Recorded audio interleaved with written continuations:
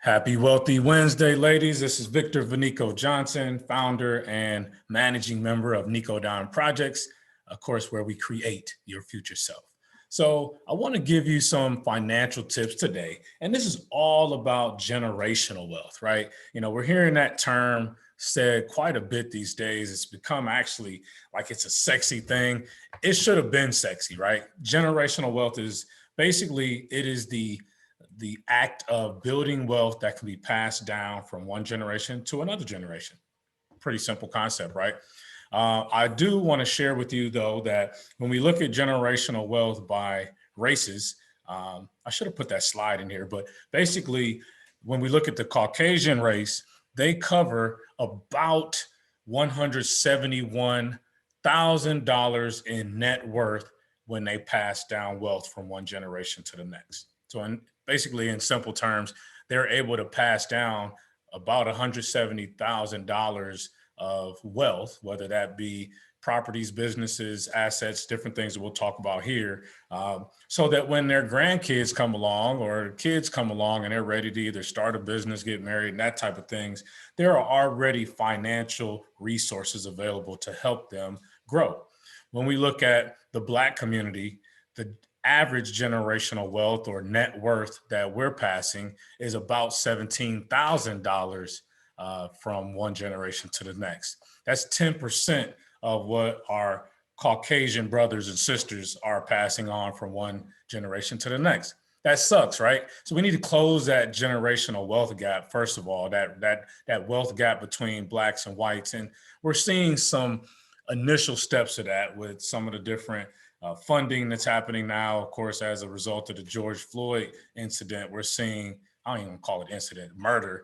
We're seeing that a lot of corporations are now supporting Black business owners and things like that. So you ladies out there should be taking advantage of every possible dollar that's available for you to grow your businesses. And hopefully, you can build generational wealth that can be passed down from one generation to the next. And just again, in general, as Black people, we have not done a great job of doing that. So it's become one of my passions to build some wealth and have something that can be passed on to the next generation or the generation even after that, so that they can have a better lifestyle than what I may have come into or what my dad and mom came into, and even worse, what their parents came into. So we're making changes, but this video is all about giving you 7 things to think about that we pass down through generational wealth. It's not always cash, as what you may be thinking. So let's see. First thing is, we should all be striving to get some form of real estate in our net worth. Whether it's a primary home that you buy, and then of course that can be passed down through your generations. My grandmother left a house for us when she passed, and of course, there are other family members that have bought real estate through their life, but being able to hold on to that property, pay it off, and then pass that down to the next generation, so that if nothing else, they have that asset that they can either, get loans on, leverage it for businesses, or ultimately sell it if they needed to liquidate. But that is definitely one of the biggest things that you should be thinking about when you're thinking about building generational wealth that can be passed down. Get some real estate in your portfolio. Business succession planning. So I threw this in here. It's not even all that popular for some of the younger generation. Like, I hear a lot of rumblings when I speak at colleges and at high schools about, why would I want to take over my dad's business or my mom's business? I don't even like doing that type of thing, whatever it is. Maybe I don't want to be a plumber. I don't want to be a CPA. I don't want to be this or that. However, having a business is definitely a very prideful thing. You should be very honored to be able to build your own business, and even better if you can grow that business. And as a business owner, whether you pass that down to family members or not, there should be a business succession plan, a plan for who are you developing? What are the goals for the company should your untimely passing or just you moving on out of that role? What does the business look like? What's the plan? So we should always be looking at a business succession plan of who's going to take over, how do I groom them, what's the timeline, what does the transition look like, all of those type of things, and where we were planning to take this company in the next 5, 10, 20 years, okay? Intellectual properties. And I know this one is a very, very passionate one for this group.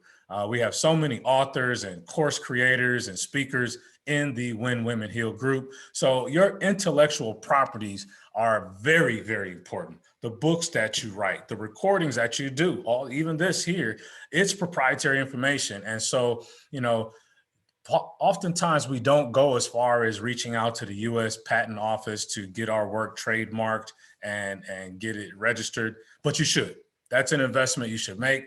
I've recently created that slogan, create your future self. Searched around, realized nobody actually used it as their official slogan. So Nico Don Projects, we create your future self. And now there is a pending patent on that name, trademarking that name, that slogan, so that should anybody try to get financial gain on that slogan, they got to pay my family or pay me or whoever I listed in that in the U.S. Patent Office as the owners of that slogan.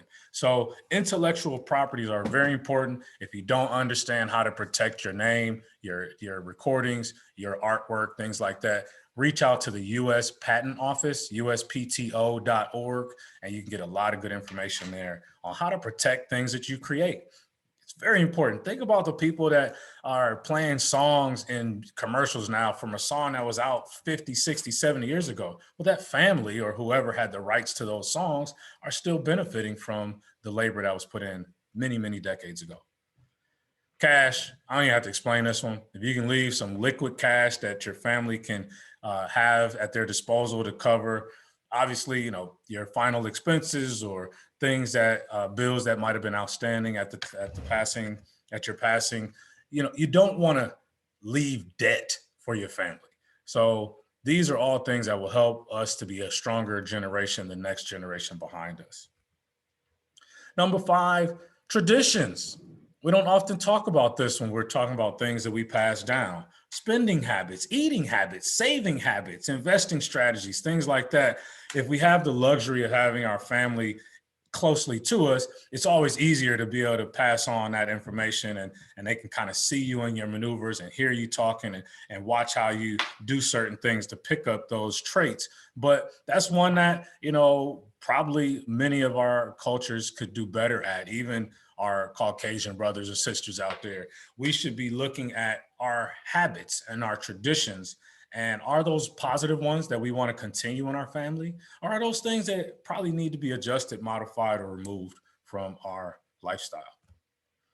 And then number 6 is heirlooms. I don't know how many of you have heard this one. That's one of them 1950 words, it seemed like. But heirlooms could be, jewelry, artwork that can be, purchased and passed down the line. Things of value that continue to appreciate over time. That can be passed down. Again, sometimes that could be a very special piece of jewelry that a great grandmother had, and she passed it on to her daughter, and then that daughter passed it on to the other daughter, and now it's here with this granddaughter or something like that. But heirlooms obviously are things that can appreciate with time. One of my favorite things, and I know it comes off as being corny, but I remember even as a teenager in early 20s, I was a guy that would come home. I love watching those antique shows. I love watching where somebody said, oh yeah, my grandmother, I found this in the attic and she had this old book that was signed by President so-and-so or this athlete. And I just want to see what the value is. And it's always amazing to me how the values of things that were so simple back 100 years ago are now tremendously valuable in today's time. And then number 7 is one that definitely needs to be discussed in the Black community. Our biology and our genes, our health habits are things that can be passed down from one generation to the next. Is your family the type that enjoys eating great soul food, but doesn't always implement a healthy lifestyle of exercise or walking or drinking water or getting physicals? Especially us Black men, if there are Black men listening, we've got to check our health. Do not be afraid to go get checkups every year. Get your prostate checked, check your heart, check your blood pressure, things like that are super critical and that are higher risk in the Black communities, especially this COVID crap, man. We should be doing everything right now to build up our immune system and teaching better lifestyle habits to those that are around us, so that, again, especially if they're younger, they can come up with better habits about how they treat their body, things that they do to protect their health through the long term. Another one of the weird traits that I had as a young man in my 20s or in my teens is we're all hanging out playing games and video games and PlayStations and things like that. And I'll just break out and do 25 push-ups real quick. It was always important to me that, one day I'm going to be 45. Now I'm 46. One day I'll be 55, 65, 75. And I still want to be able to maneuver the way that maybe not the same way that I did in my 20s, but I don't want everything to hurt every step, every move that I make. So let's teach some better health habits and biological habits to our family members and those that we care about as we pass those things down. So those are it. Those are the 7 bullets that I want to talk to you about as far as building generational wealth. These are things that can be passed down from one generation to the next: real estate, businesses, intellectual properties, cash, traditions, heirlooms, and of course, health habits. Those are my tips for today, ladies. Have a wonderful week, and please get out there and early vote. Have a great day.